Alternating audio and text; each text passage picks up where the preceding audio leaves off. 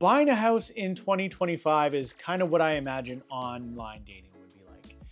It's complicated, often expensive, and likely going to come with some baggage. That being said, there are opportunities in every market, especially if you're a buyer. And in today's video, I'm going to break down what's going on in the real estate market in general. I'm going to dive in a little bit more in Simcoe County and South Muskoka. But realistically, you can probably pull most of these trends out and apply them across the board. Just real quick, my name is Ben Robitaille. I'm a realtor. I help people buy and sell homes in Simcoe County and South Muskoka. If you have questions and just want to chat to a realtor without all the pushiness of having to sign a listing agreement or any kind of sales pitch, you can book a discovery call with me in the link below. Happy to set aside 15-30 minutes and chat about your specific situation and what makes sense for you. Let's dive into the video. We're going to break things down into three categories. We're going to talk about interest rates, inventory levels, and good buyer strategy if you're going out there to purchase a home in 2025.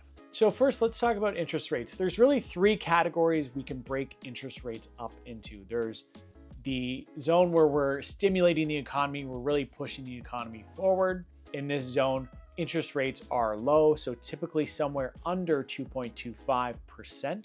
If we go to that middle zone between 2.25 and about 3.25, we're in that zone of neutrality. We're not really pushing the economy forward, and we're not really pulling it back. We're just sort of in almost a let's wait and see mode. The third category is pulling back on the economy. So anything above 3.25%. Again, after COVID, there were all these rate increases. We got into that zone where we were trying to pull back on things as a country. Now, when those rate increases happened, a lot of buyers were basically priced out of the market. Payment on mortgages at the price houses are at became much too high. Now we've had 7 consecutive rate cuts followed by 2 rate holds. So while I don't believe in timing the market, I believe in making the best of whatever opportunities are in whatever current market is in front of you right now without trying to predict the future too much. For those who are waiting for us to bottom out, it kind of seems like we might be there for the time being. I know there's a lot of uncertainty in the world. There's crazy things happening, particularly south of us, every day. But we're kind of poised for buyers to start making a move. We have low rates and we have lots of inventory, which brings me into my next point, which is the amount of inventory. Now, to say a particular area has X number of listings, so oh my God, it's a buyer's market, seller's market, doesn't really work. There's a stat that I like to use called months of inventory. Essentially, if you have 10 listings in a given month and 5 sales in that same time period, you would have what's called 2 months of inventory because it would take 2 months for the sales rate to absorb all the listings on the market. If we have 3 months or less of inventory, we are in a seller's market. Obviously, for 1 month of inventory, it's a much stronger seller's market. If it's 3 months of inventory, a bit of a softer, but still seller's market.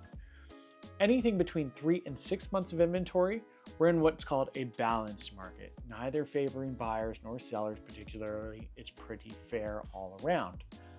Lastly, anything above 6 months of inventory is buyer's market. So 6 months on the dot, I mean, we're still close to balance. It's still favoring buyers, but anything beyond that, it's just buyers have all control. If a seller won't accept your offer, you can move down the street to the next one that's more motivated. And that's important for not only buyers to know, but sellers as well. If you're trying to price your home to sell and you're in an area, Simcoe County, let's take Tiny for example, that has 12 months of inventory, you need to price according to what's currently listed on the market. You need to know who your competition is and where that price point actually sits. And sometimes it can be a tough one to swallow because just because your neighbor sold at a certain price 3 months ago doesn't necessarily mean that you're getting that price today because the market has trended downwards a little bit. And that also means that only 1 in every 12 houses is going to sell every month. That's not very good odds. So if you're not priced competitively, your house is going to sit. On the other side of the equation, buyers, this gives you an opportunity. There's lots of options out there for you to choose from, and you have a lot more negotiating power knowing that if this one doesn't work, there will be another house for you.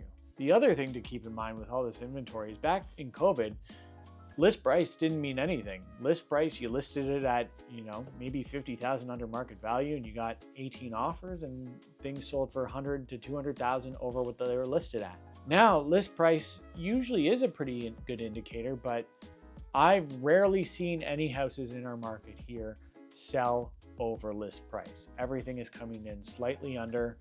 I would say on average, 95% of what the homes were originally listed at, that's where we land for the sale price. So again, knowing how many listings are out there is important, but also knowing how many sales versus listings, I think, is probably one of the most important factors to consider, both on the buying and selling side of things, to know exactly where you stand in the market with factual data and not just, oh, it feels like a buyer's market. There are other agents out there who have come up to me and say, oh, like it's a total buyer's market out there. And we're talking about a house in Midland that has 5 months of inventory. Like, sure, it might feel like that, but the data suggests that we're actually in a fairly evenly balanced market. Finally, if you're a buyer planning to buy a home in the next year, there's a few things I want you to do. First is get a pre-approval. Now, this is important in any market, but especially right now, you want to go in with your best foot forward to give you the best odds at getting a good deal. Now, when you're getting a pre-approval, if you don't know where to start, reach out to your realtor. They should have connections in the area, and if they don't, maybe that's a bit of a red flag. But what I normally suggest to my clients is if there's a bank you like to deal with, go see what they have to say, but also talk to a mortgage broker. A mortgage broker can shop around different lenders and find a rate and a product that works best for you. At the end of the day, it is a large amount of money, and your comfort with what you're getting in that loan is very, very important. Also, don't get fooled by the online calculators. A mortgage broker, a bank, they're going to take in all your account information, all your statements, your employment history, and they're going to actually be able to churn out a number that says, hey, you are good to go in most cases up until this amount. Now, you'll also likely want to put in a financing condition, but with that's for another video. After you're pre-approved, it's time to start looking at homes. Now, if one comes up that checks all the boxes, absolutely go see it. But if you can start looking at homes that have been on the market for 30 days or longer, that's going to be your best opportunity to go in and really start negotiating down on things like price. Now, in our market, inspection and financing conditions are optional conditions to put in, although I really don't think they should be because they really protect everyone involved, but those conditions are very much on the table. During COVID, it was tough to get them in there because everyone was going in with firm offers. A lot of danger there. A lot of people ended up making some bad decisions with that, but thank goodness we're not in that market anymore. We're able to put these preventative conditions in. And with that, be prepared to negotiate. If you find the house that's the one and you get your offer accepted and you do an inspection, you find out the roof needs replacing, there's options to go back to the table to renegotiate to make sure you're not losing a ton of money right off the bat, or to walk away from the sale and go on and find the next house. The other thing you want to do is try to work with a local agent, an agent who knows the communities, but specifically an agent who knows how housing systems work too. I don't expect an agent coming from the city to know anything about a well or a septic because they don't deal with that on a day-to-day basis. Whereas someone in a more remote area like myself, should understand the basic principles of how does a septic work? How does a well work? Is it a dug well or a drilled well? What's the filtration system? Do I need a water sample? All questions that your realtor should be aware of and know how to protect you from before the deal gets done versus costing you hundreds, if not thousands of dollars after you've bought the house. So yeah, buying a house in 2025 can be a little confusing. Will AI come for my job eventually? Maybe, but until then, I'm happy to point you in the right direction and hopefully protect your best interests if you're buying a house in 2025. If you're not sure what the next step should be, if you're thinking about anything in the real estate, book that call with me in the link below. If you've made it this far in the video, thank you so much for watching. If you've found some value in this content, please consider hitting like on the video so we can get this out to as many people as possible.